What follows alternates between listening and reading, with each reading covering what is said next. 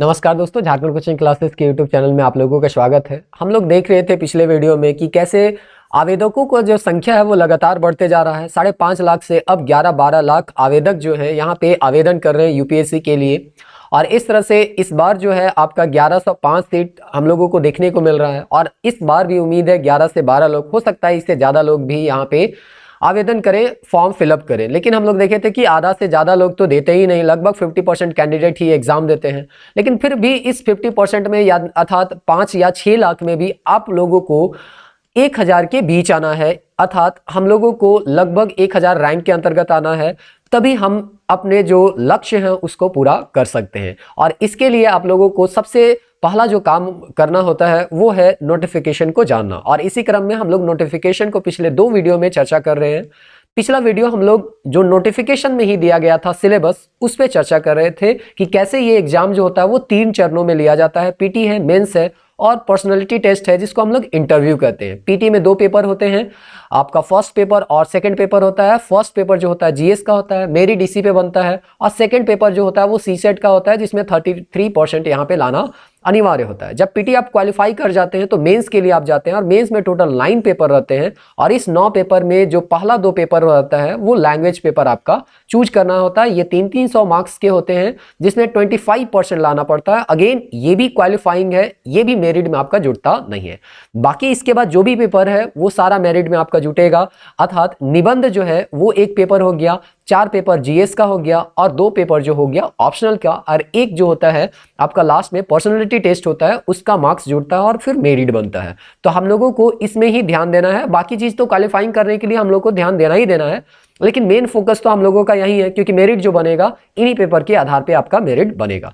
तो इसीलिए हम लोग देख रहे थे कि इस एग्जाम को देना है तो सबसे पहले आपको समझना होगा कि आखिर जो हम एग्जाम देने वाले हैं उसका सिलेबस क्या है, किस टॉपिक से प्रश्न पूछे जाते हैं। तो हम लोग एक एक करके यहाँ पे सिलेबस पे डिस्कस करेंगे। पिछला वीडियो में हम निबंध तक के बारे में आप लोगों को बता दिए गए थे। ये भी बताए थे कि जीएस के पेपर से क्या उम्मीद किया जाता है और ऑप्शनल के पेपर से एक स्टूडेंट से क्या उम्मीद यूपीएससी रखती है। तो चलिए शुरुआत करते हैं सामान्य अध्ययन पेपर 1 से, जो कि आपका भारतीय विरासत और संस्कृति, विश्व का इतिहास एवं भूगोल और समाज से संबंधित है।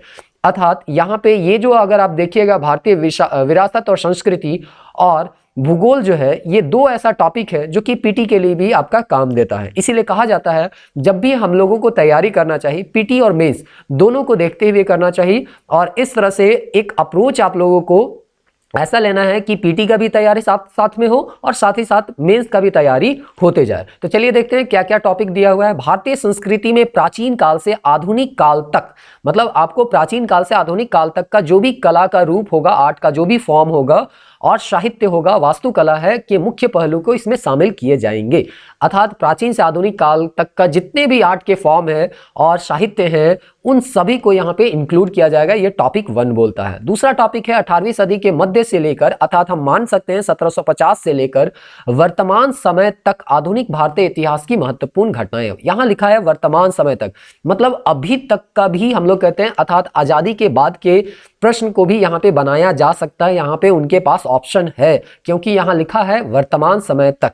अब हम लोग अगला टॉपिक देखते हैं, स्वतंत्रता संग्राम, इसके विभिन्न चरण। मतलब जो भी आपका स्वतंत्रता संग्राम है, जिसको 3 चरणों में हम लोग बांट के चलते हैं, एक उदारवादी चरण, एक है क्रांतिकारी चरण और तीसरा गांधीवादी चरण, ऐसा करके यहाँ पे हम लोग बांटते हैं और पढ़ने का प्रयास करते हैं। तो इनके जो भी विभिन्न चरण हैं और देश के विभिन्न भागों में इसमें अपना योगदान देने वाले महत्वपूर्ण व्यक्ति, अर्थात जो भी हमारे फ्रीडम फाइटर हैं, उससे संबंधित यहाँ प्रश्न पूछे जाएंगे। चाहे वो गांधी हो, चाहे आपके भगत सिंह हो, चाहे सुभाष चंद्र बोस है, चाहे जेएल नेहरू हो, चाहे पटेल हो, इस तरह के जो भी व्यक्ति हैं उनसे संबंधित यहाँ पे प्रश्न पूछे जाएंगे। उसके बाद है स्वतंत्रता के पश्चात देश के अंदर एकीकरण और पुनर्गठन, कि देश जैसे स्वतंत्र होता है तो यहाँ पे आपका देशी रियासत जो होते हैं वे विलय से बहुत सारे जो हैं मना कर देते हैं। उनको कैसे विलय किया जाता है या उनको विलय करने में क्या क्या कठिनाई आती हैं, ये सारे से बनने वाले प्रश्न भी आपको यहाँ पे पूछे जा सकते हैं। तो यहाँ तक का जो भी सिलेबस है वो आपका पीटी में भी काम देगा और मेंस में भी काम देगा। तो जब भी इन टॉपिक को आप पढ़ें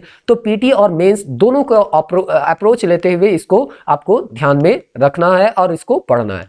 अब यहाँ पे अगला टॉपिक जो होता है वर्ल्ड हिस्ट्री से संबंधित है, जो कि पीटी में प्रश्न यहाँ पे नहीं पूछे जाते हैं, तो ये स्पेशली मेंस के लिए ही पूछा जाता है। तो इस तरह से यहाँ पे हम देखते हैं 18वीं सदी की घटनाएं तथा औद्योगिक क्रांति, विश्व युद्ध से पूछा जाएगा, राष्ट्रीय सीमाओं का पुनः सीमांकन की जो भी अलग अलग देश बने उसका क्या क्या सीमांकन कैसे कैसे हुआ वो पूछा जाएगा, उपनिवेशवाद पूछा जाएगा, उपनिवेशवाद का कैसे समाप्ति किया है, धीरे धीरे कैसे समाप्ति हुआ, क्या राजनीतिक दर्शन रहे हैं, शास्त्र रहे हैं जैसे साम्यवाद, पूंजीवाद, समाजवाद, इनका क्या क्या फिलोसफी रहा है, इनका क्या दर्शन रहा है, उनसे सवाल आपको पूछे जा सकते हैं वर्ल्ड हिस्ट्री के संदर्भ में, उनके रूप और समाज में उनके क्या प्रभाव हैं, इससे संबंधित आपको प्रश्न पूछे जाएंगे। अगर अगला टॉपिक देखें तो यहाँ पे हिस्ट्री का पोर्शन समाप्त हो चुका है। अब यहाँ पे सोसाइटी से संबंधित प्रश्न पूछे जाएंगे, अर्थात भारतीय समाज की मुख्य विशेषताएं और भारत की जो विविधता है उससे संबंधित यहाँ पे प्रश्न पूछा जाएगा। हम सोसाइटी को ही एक हिस्सा मान के चलते हैं महिलाओं का, और महिलाओं से संबंधित जो है वो प्रश्न भी आपको यहाँ पे पूछा जाएगा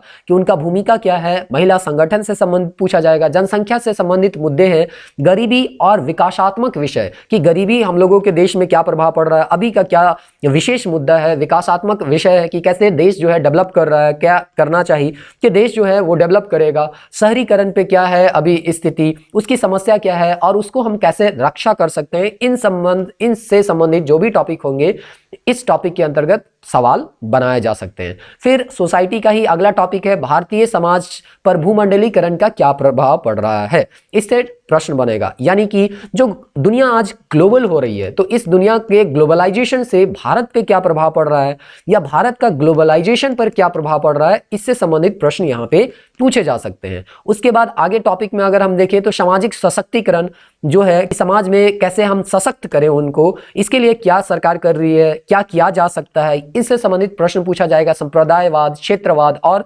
धर्म निरपेक्षता से संबंधित यहाँ पे जो भी पारंपरिक या एक तरह से कहिए कंटेम्परेरी अभी का वर्तमान मुद्दा है उससे संबंधित प्रश्न यहाँ देखने को मिलते हैं। उसके बाद लास्ट का 2 टॉपिक जो है वो आपका भूगोल से संबंधित है, जिसमें स्पष्ट रूप से बहुत छोटा पॉइंट में लिख दिया गया है विश्व का भौतिक भूगोल, जिसमें आप समझिए कि जितना भी भौतिक भूगोल है विश्व का वो सारा टॉपिक इसमें इंक्लूड हो जाता है, और इस एक तरह से ये बहुत बड़ा टॉपिक को छोटे से वर्ड में लिख दिया गया है। अगला यहाँ पे देता है विश्व की प्रमुख प्राकृतिक संसाधन का वितरण, जो भी नेचुरल रिसोर्स है वो कहाँ कहाँ पाया जाता है, दक्षिण एशिया में है,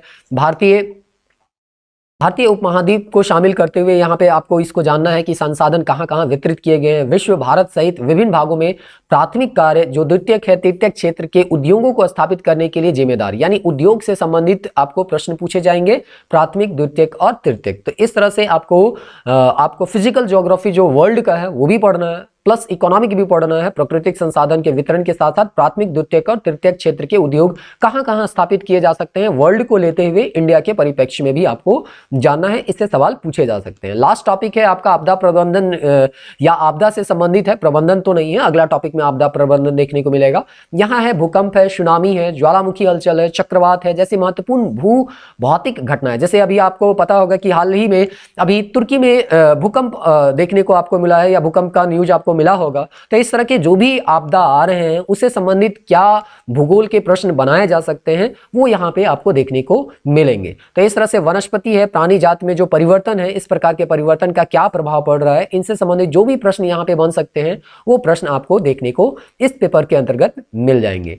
अब हम लोग नेक्स्ट पेपर देखें, पेपर 3 अर्थात जीएस पेपर 2। ये पेपर 3 है, निबंध का एक पेपर, और जीएस 1 जो है उसको पेपर 2 मानते हैं, जीएस 2 है वो पेपर 3 आपका आ गया, ये मेरिट में आपका जुड़ता है। चलिए, तो यहाँ का ब्रॉड टॉपिक में अगर हम देखें तो बोला गया है शासन व्यवस्था आपको पूछा जाएगा, संविधान, शासन प्रणाली, सामाजिक न्याय और अंतर्राष्ट्रीय संबंध। तो शासन व्यवस्था और संविधान शासन प्रणाली से संबंधित छोटे छोटे टॉपिक यहाँ दे दिए हैं कि हम लोगों को किस चीज को फोकस करते हुए पढ़ना है। सबसे पहला पॉइंट दिया गया है भारतीय संविधान का ऐतिहासिक आधार, कि हम लोग का जो संविधान बना उसका हिस्टोरिकल बेस क्या था, किस आधार पे हम लोगों का संविधान अभी वर्तमान समय में देखने को मिला या यही स्वरूप जो मिला उसका आधार क्या था। उसके बाद उसका डेवलपमेंट कैसे हुआ, अभी जो वर्तमान स्वरूप में जो भी संविधान संशोधन हुए हैं, क्या क्या परिवर्तन किए गए हैं, उसका कैसा डेवलपमेंट हुआ है, उसमें क्या क्या विशेषता देखने को मिलता है कि वृहद संविधान है, उसमें कितने संशोधन किए गए हैं, टाइम टू टाइम संशोधन करने का हमको उपाय दिया गया है, उसमें किस तरह से संशोधन किए जा सकते हैं, उसमें क्या खामी है, क्या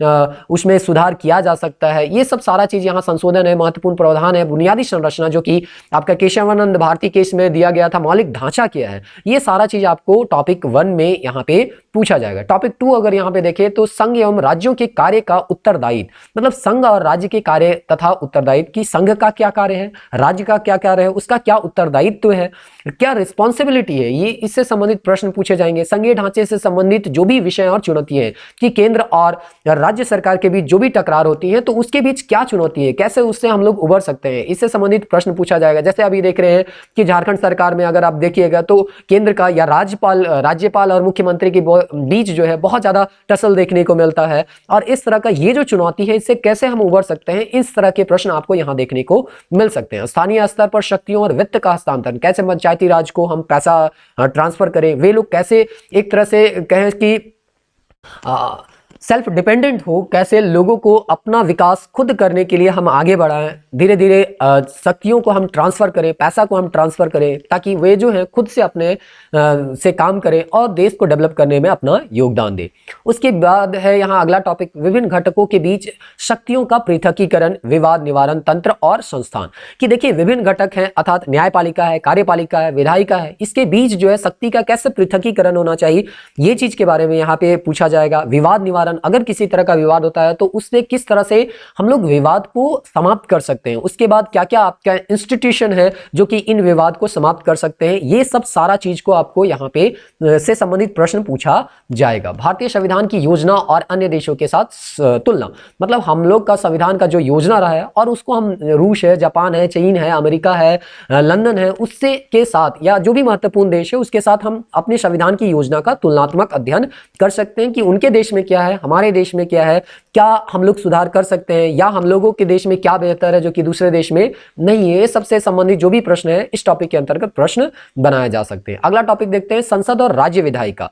यहाँ पे संसद है और राज्य विधायिका का संरचना पढ़ना है, कार्य पढ़ना है, कार्य संचालन, मतलब हम लोगों का संसद का संरचना कितना है, लोकसभा है, राज्यसभा है, राष्ट्रपति है, उन काम कैसे करते हैं, राज्य विधायिका है वहां पे काम किस तरह से किया जा सकता है, उनका क्या शक्ति है, क्या विशेषाधिकार है, और वो कैसे विशेषाधिकार का किसी का हनन ना हो, या वो अपने चाहे सांसद हो चाहे विधायक हो उनको क्या विशेषाधिकार मिल रहा है, वो अपने विशेषाधिकार को सही तरीके से यूज कर पा रहे हैं कि नहीं कर पा रहे हैं, इनसे संबंधित प्रश्न यहाँ पे पूछे जाएंगे। अगला टॉपिक है कार्यपालिका और न्यायपालिका की संरचना। जो हमारा कार्यपालिका एग्जीक्यूटिव है, जो हमारा जुडिशरी है, उसका क्या संरचना है, कि जैसे जुडिशरी हम देखते हैं कि कैसे यहाँ पे आपका सिविल कोर्ट होता है, उसके बाद जाते जाते आपका हाई कोर्ट आपको मिलेगा, हाई कोर्ट के बाद आपका जिसको हम लोग बोलते हैं लोअर कोर्ट, हाई कोर्ट, उसके बाद हम लोग सुप्रीम कोर्ट अल्टीमेटली जाते हैं। तो ये एक स्ट्रक्चर है। तो इसी तरह से एग्जीक्यूटिव का क्या स्ट्रक्चर है, न्यायपालिका का क्या है, उसका संगठन क्या है, कैसे वो मिलके बने हैं, उसका कार्य क्या है, सरकार के मंत्रालय, मतलब जो विभिन्न मंत्रालय, रक्षा मंत्रालय, कृषि मंत्रालय है, विदेश मंत्रालय है,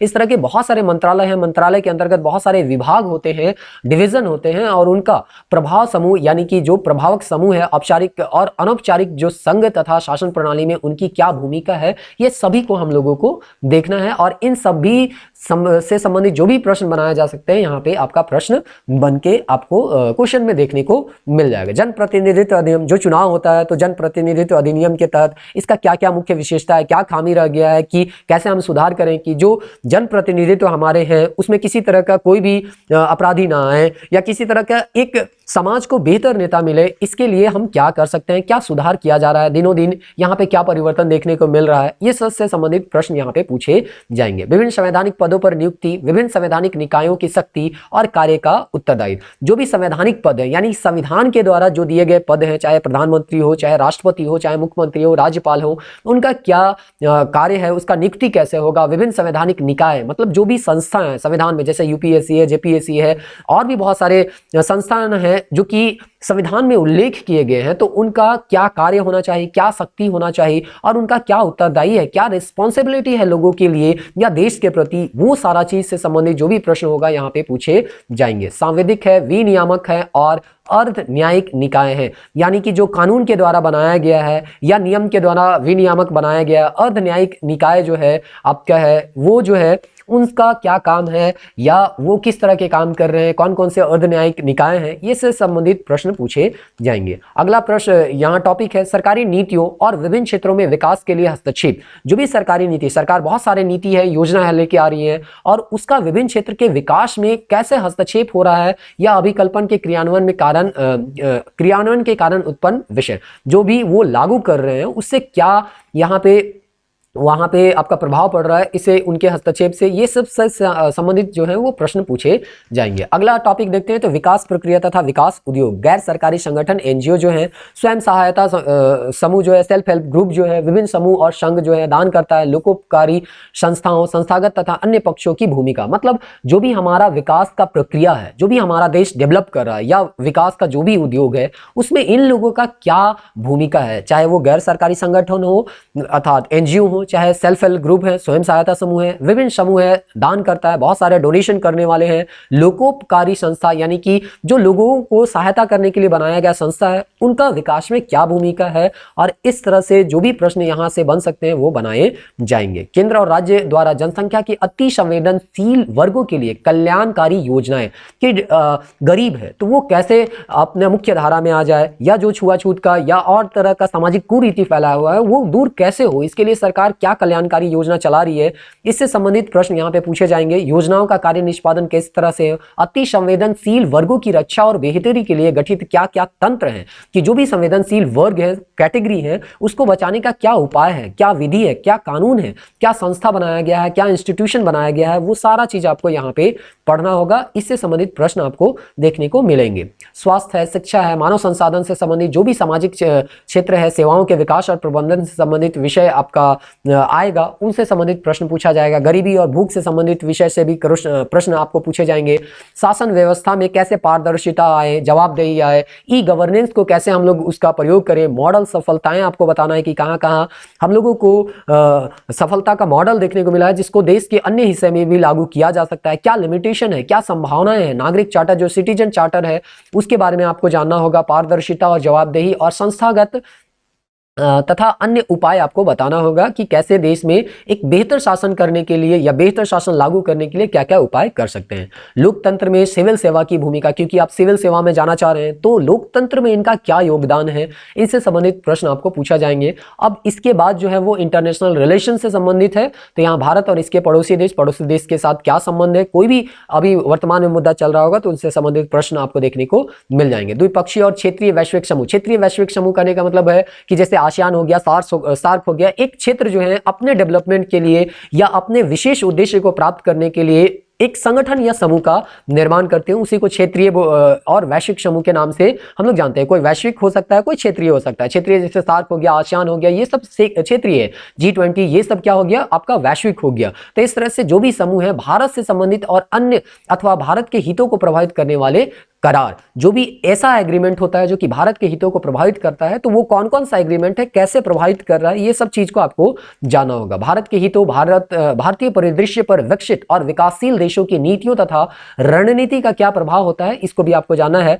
प्लस महत्वपूर्ण जो अंतर्राष्ट्रीय संस्थाएं हैं, मंच और उनकी संरचना है और अधिदेश है, उसको भी हम लोगों को जाना है। तो देख रहे हैं ये 4 टॉपिक है, 4 टॉपिक से आपको यहाँ पे प्रश्न इंटरनेशनल रिलेशन से पूछे जा सकते हैं। तो चलिए अगला हम लोग देखते हैं पेपर 4 अर्थात जीएस पेपर 3 के अंतर्गत यहाँ पे, या जीएस 3 यहाँ पे देखते हैं। इसका अगर टॉपिक हम पढ़े कि किनसे संबंधित टॉपिक देखने को मिलेगा, तो आपका प्रौद्योगिकी टेक्नोलॉजी से संबंधित है, आर्थिक विकास, जैव विविधता, पर्यावरण सुरक्षा और आपदा प्रबंधन। इसमें ज्यादा टॉपिक को इंक्लूड किया गया है, तो यहाँ पे हम लोगों को एक एक करके फिर से यहाँ देखने का प्रयास करते हैं। भारतीय अर्थव्यवस्था तथा योजना, संसाधनों को जुटाने, प्रगति, विकास तथा रोजगार से संबंधित क्या क्या डेवलपमेंट विषय है उसको आपको पूछा जाएगा। समावेशी विकास तथा इनसे उत्पन्न विषय, जो भी सस्टेनेबल डेवलपमेंट है उससे उत्पन्न क्या विषय है, क्या सब्जेक्ट है, कि कैसे सस्टेनेबल डेवलपमेंट को हम प्राप्त कर सकते हैं, नहीं कर सकते हैं, क्या चुनौती है, इनसे संबंधित जो भी प्रश्न बनाए जा सकते हैं प्रश्न आपको देखने को मिल जाएंगे। उसके बाद हम लोग यहाँ पे देखते हैं सरकारी बजट। तो ये बजट से संबंधित जो भी यहाँ पे कुछ अगर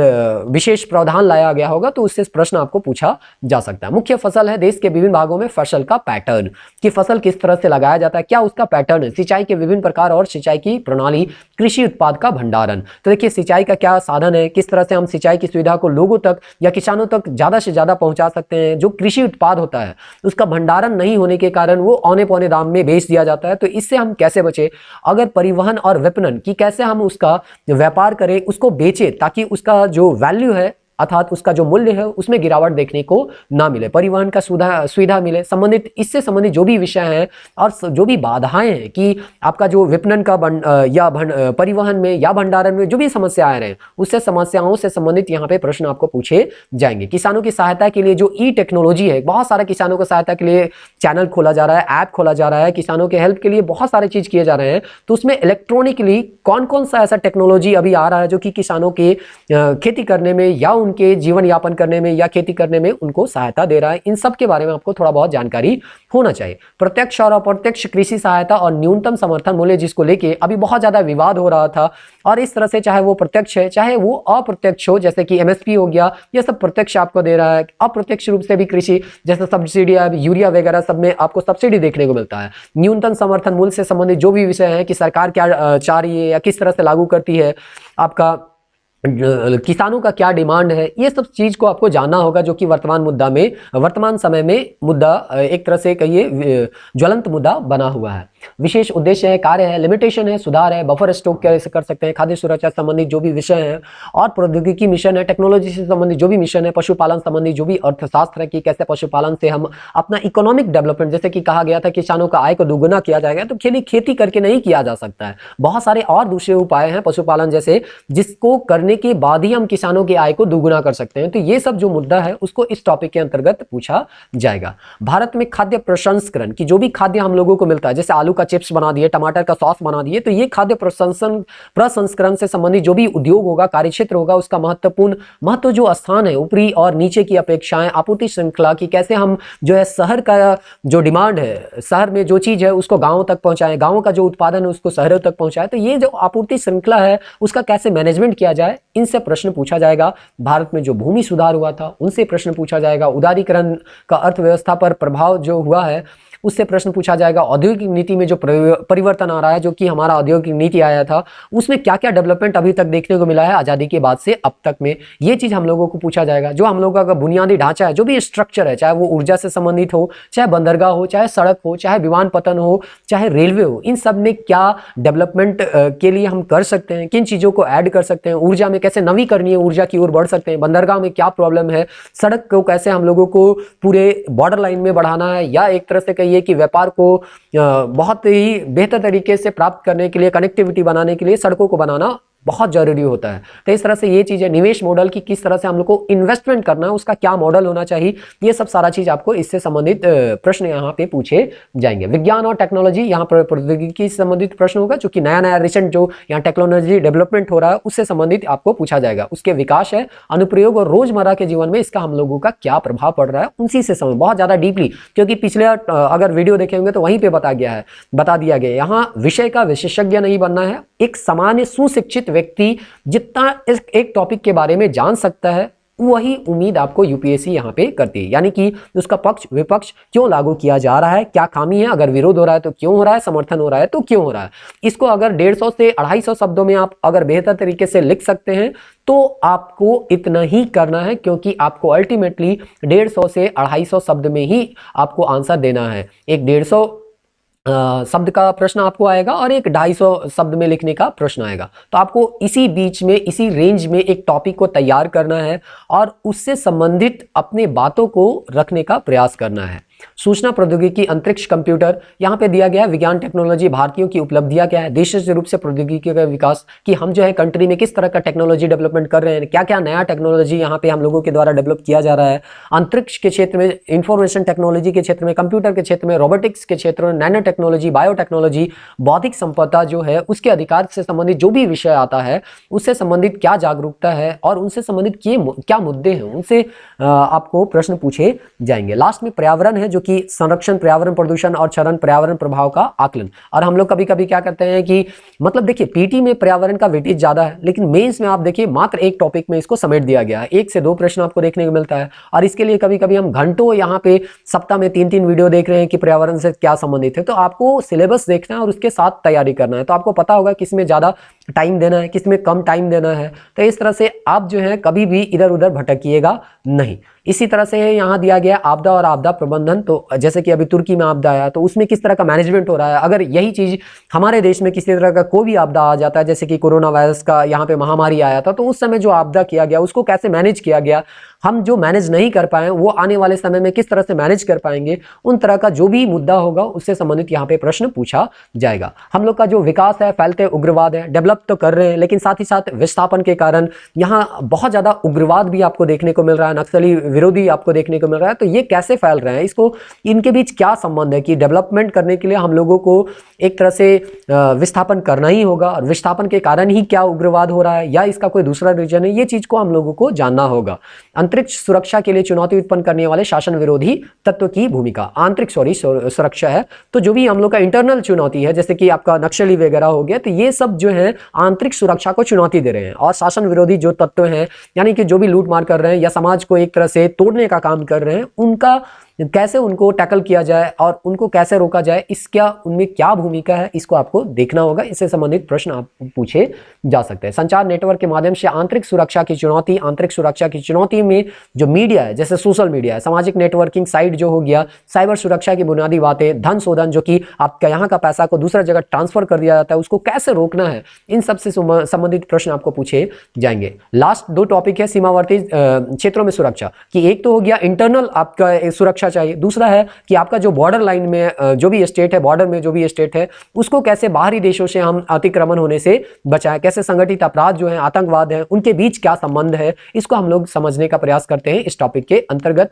क्योंकि प्रश्न जो पूछे जाएंगे वो इन्हीं टॉपिक से पूछे जाएंगे। विभिन्न सुरक्षा बल और संस्थाएं, कि हमारा देश में बहुत सारे सुरक्षा बल हैं, कुछ सेना के अंतर्गत आते हैं, कुछ होम मिनिस्ट्री के अंतर्गत आते हैं, तो इनके बीच क्या एक तरह से क्या काम है, कौन किसके अंतर्गत काम करता है, ये सब सारा चीज़ आपको यहाँ पे जाना होता है। लास्ट का पेपर जो है वो एथिक्स का पेपर है, और एथिक्स का पेपर को अगर यहाँ पे ब्रॉडली देखा जाए तो लिखा गया है नीति शास्त्र, सत्यनिष्ठा और अभिरुचि।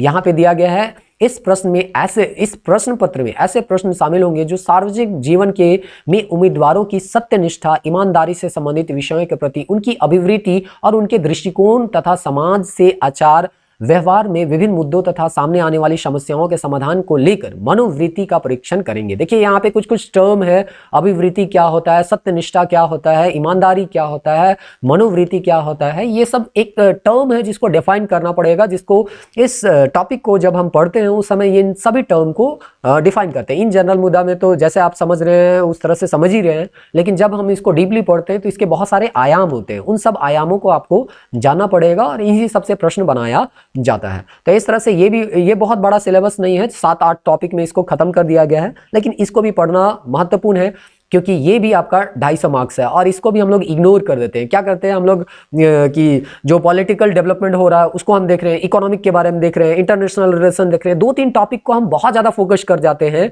और बाकी निबंध कभी हम देख ही नहीं रहे हैं, इथिक्स का पेपर कभी हम चर्चा ही नहीं कर पाते हैं, हम डिजास्टर मैनेजमेंट कभी नहीं देख रहे हैं, या इस तरह का जो भी मेन टॉपिक है उसको हम इग्नोर कर रहे हैं। तो ऐसा नहीं करना है क्योंकि हर एक चीज़ को आपको बेहतर वेटेज देना है, बल्कि ज़्यादा जिसमें आपको कम समय देके ज़्यादा नंबर अगर कहीं मिल रहा है तो उसका आपको ज़्यादा समय उसमें देना चाहिए। जैसे कि इथिक्स पेपर है, यहाँ कम समय में हम लोग ज़्यादा मार्क्स ला सकते हैं, ऐसा हर कोई बोलता है, हर जो भी परीक्षा देता है वो उनका मानना है कि एक बहुत कम समय में हम एक तरह से कहिए कि इथिक्स का पेपर में ज़्यादा से ज़्यादा मार्क्स लाया जा सकता है। जीएस पेपर में जितना मार्क्स नहीं आता उतना इथिक्स पेपर में, जीएस के बाकी 3 पेपर में जितना मार्क्स नहीं आता उतना इथिक्स में आता है। 126, 125, 130 तक यहाँ पे मार्क्स आपको देखने को मिल जाएंगे, बल्कि लेकिन जीएस 1, 2 और 3 जो है उसमें आपका लगभग 100 से 120 के बीच का ही रेंज यहाँ पे ज्यादातर जाता है। तो चलिए देखते हैं यहाँ पे क्या क्या टॉपिक दिया गया है। नीति शास्त्र तथा मानव शास्त्र संबंध, मानवीय क्रियाकलाप में नीति शास्त्र का सार तत्व, इसके निर्धारक परिणाम, नीति शास्त्र के आयाम, निजी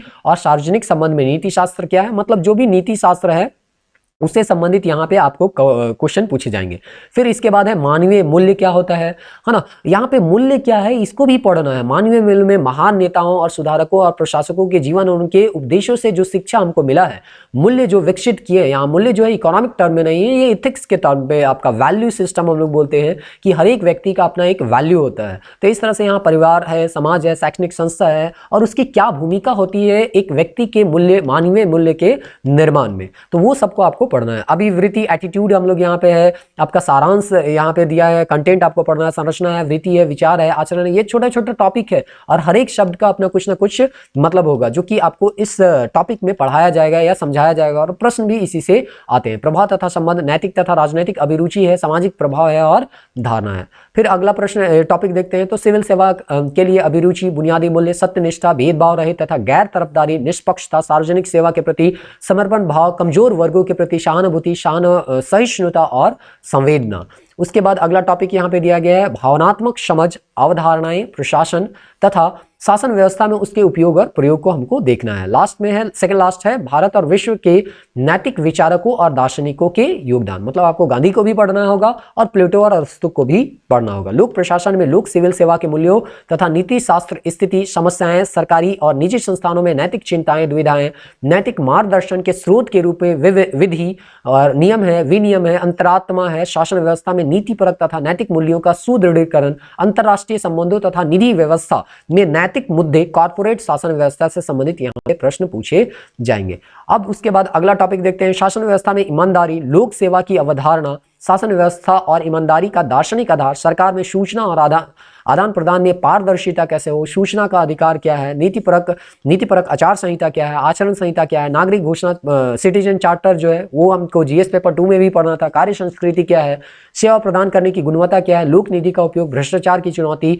और इन सब से संबंधित जो भी केस स्टडी होगा, अर्थात एक पैराग्राफ देगा, केस दे देगा और आपको बताएगा कि यदि आप डीएम होते या एसपी होते तो आप इसके जगह क्या करते और 4 ऑप्शन या आपको इसका जवाब भी मांगा जाता है। तो इस तरह से यहाँ पे ये जीएस पेपर था जिसको हम लोग एक एक पॉइंट देखने का प्रयास किए। सबसे पहला आपका काम होना चाहिए कि इस जो भी नोटिफिकेशन है उसको डाउनलोड कीजिए और जो सिलेबस है उसका जेरोक्स अपने पास रखिए, पीटी का भी और मेंस का भी, और क्वेश्चन बैंक को भी आपको बगल में रखना है। क्वेश्चन बैंक तैयार कीजिए, फिर सिलेबस देखिए, फिर इसके बाद कोई टॉपिक आप पढ़ना शुरू कीजिए। तो आपका जो है भटकाव है वो कभी नहीं होगा, क्योंकि हमको जो है वो धारा के विपरीत नहीं चलना है या धारा से बाहर नहीं जाना है। आपका ये रेंज बाउंड्री है, इस बाउंड्री से अगर आप बाहर जाइएगा तो आप जो है वो भटक जाइएगा। आपको बाउंड्री के अंदर रह के ही तैयारी करना है, नहीं तो ये समुद्र है और समुद्र में आप अगर सब जगह गोता लगाना चाहिएगा तो फिर अपने लक्ष्य तक पहुंच नहीं पाइएगा। तो इसके बाद ऑप्शनल पेपर है, जो कि पिछले वीडियो में भी आप लोगों को बताया गया था कि ऑप्शनल जो है हर एक व्यक्ति के लिए अलग अलग होता है। तो आप जो है नोटिफिकेशन डाउनलोड कर लें और उसके बाद जो भी आपको ऑप्शनल सब्जेक्ट आप रखे हैं उसका डिटेल जो टॉपिक है उसको भी देखने का प्रयास करें। नेक्स्ट वीडियो में हम लोग फिर से एक नए मुद्दे पे यहाँ पे हम लोग चर्चा करेंगे। तब तक के लिए जय हिंद।